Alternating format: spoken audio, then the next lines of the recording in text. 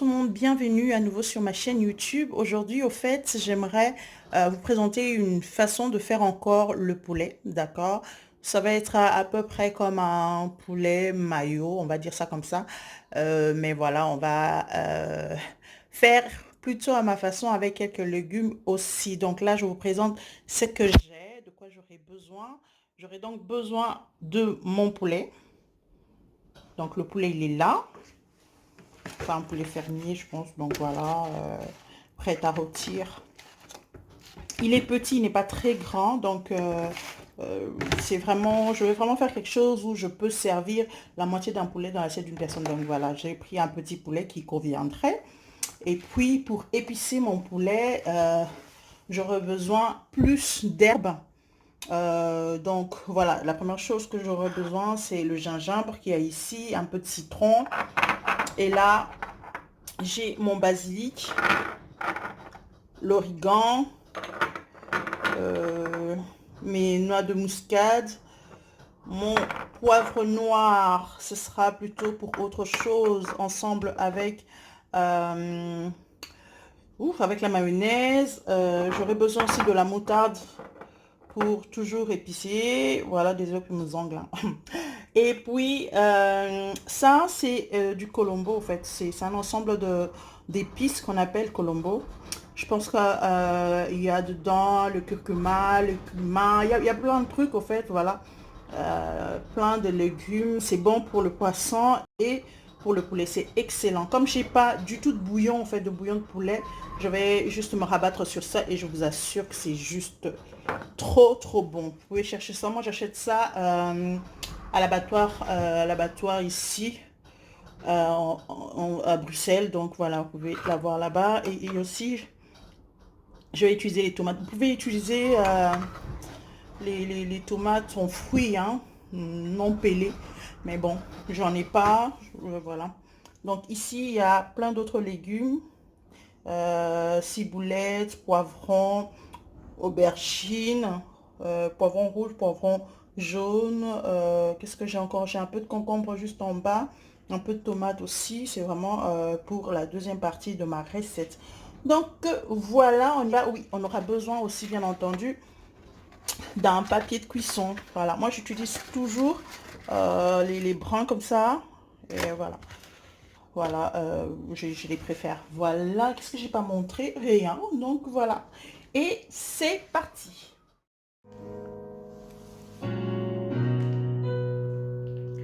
Donc la première chose à faire, comme vous voyez là, on va nettoyer notre poulet. Pensez à le faire avec soit de l'eau chaude ou tiède, tout dépend de votre capacité à supporter la chaleur.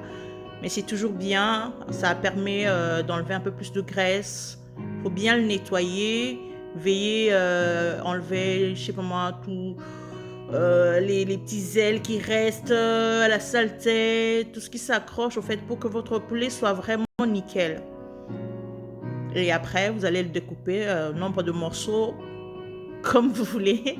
Souvent, on pose la question de savoir est-ce que quelqu'un sait couper le poulet. Oh, vous coupez votre poulet comme vous voulez, d'accord? Comme vous voulez. Il n'y a pas de règle d'or pour, voilà, pour que votre poulet soit 11, 10, 15 parties. Là, je vais le faire en 4 parties et voilà, c'est juste comme je veux.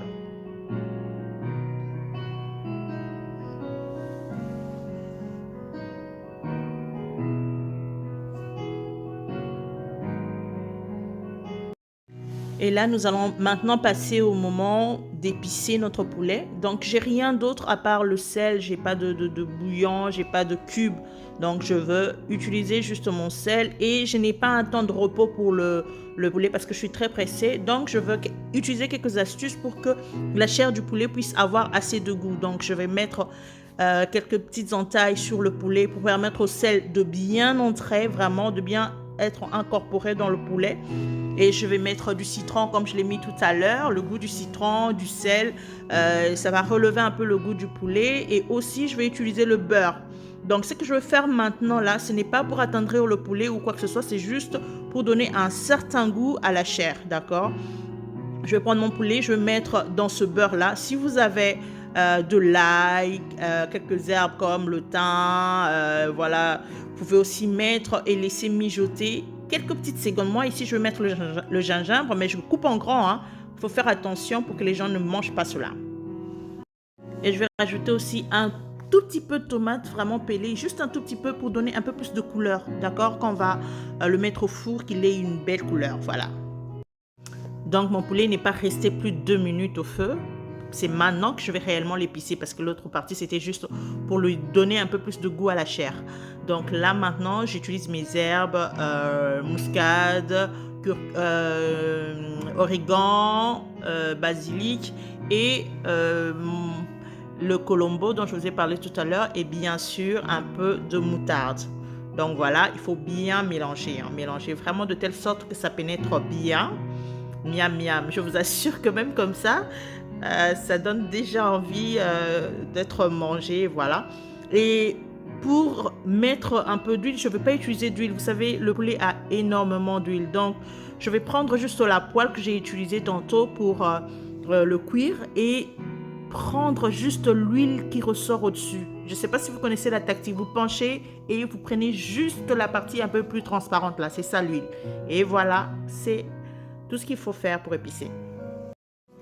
Donc là, je viens de mettre mon poulet dans le four, d'accord? Il était préchauffé déjà 10 minutes auparavant et j'avais préchauffé à 180, mais lorsque je mets mon poulet, je le mets carrément à 250 parce que j'ai besoin que ça puisse avoir un peu ce goût, ce petit goût de braise, un peu brûlé. Donc c'est pourquoi je mets à feu très chaud. Et là, je préparais justement mes légumes en attendant que mon poulet soit dans le feu. Ah, donc là, je suis en train de faire la vinaigrette, en quelque sorte.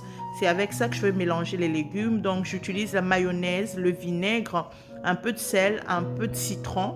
Je fais un mélange et je goûte de temps en temps pour vérifier si c'est pas assez aigre, si c'est assez consistant, ainsi de suite. Il ne faut pas que ça soit très lourd, il faut vraiment que ça soit assez léger. Hein. Vous n'oubliez surtout pas le poivre noir. C'est ça qui change vraiment le goût. Et après, vous allez mettre tous les légumes que vous avez déjà découpés auparavant. Je vous avais montré les légumes qu'on avait.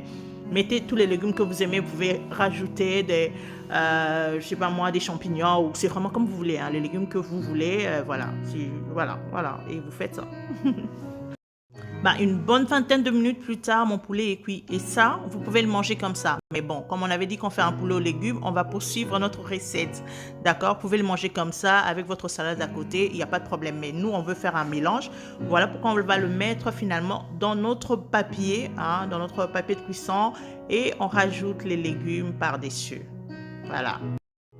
Et bien sûr, n'oubliez pas de rajouter le petit bouillon ou cette petite sauce, l'huile qui est sortie du four au fait. Ça va vous permettre d'avoir une très belle sauce à la fin, d'accord? Si vous voulez, vous pouvez mettre aussi des feuilles de laurier, tout ça pour avoir encore une très belle saveur. Vous fermez vos papiers. Si vous n'arrivez pas à bien fermer comme moi, vous pouvez vous faire aider par un petit papier alu que vous allez vous servir comme une petite bague.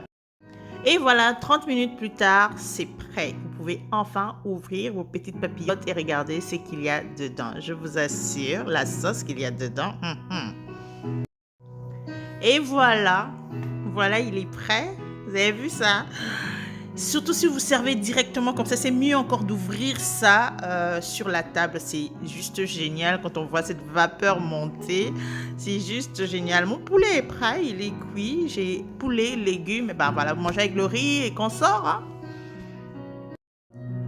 Donc voilà, il est prêt. Moi, je vais le manger avec la chikwang. Hein? Je vais manger avec la chikwang parce que je suis fan de la chikwang. Mais vous pouvez manger avec tout ce que vous voulez, bananes, plantain et autres. Merci d'avoir suivi et on se retrouve au prochain numéro. Sur ce, portez-vous bien. Ciao!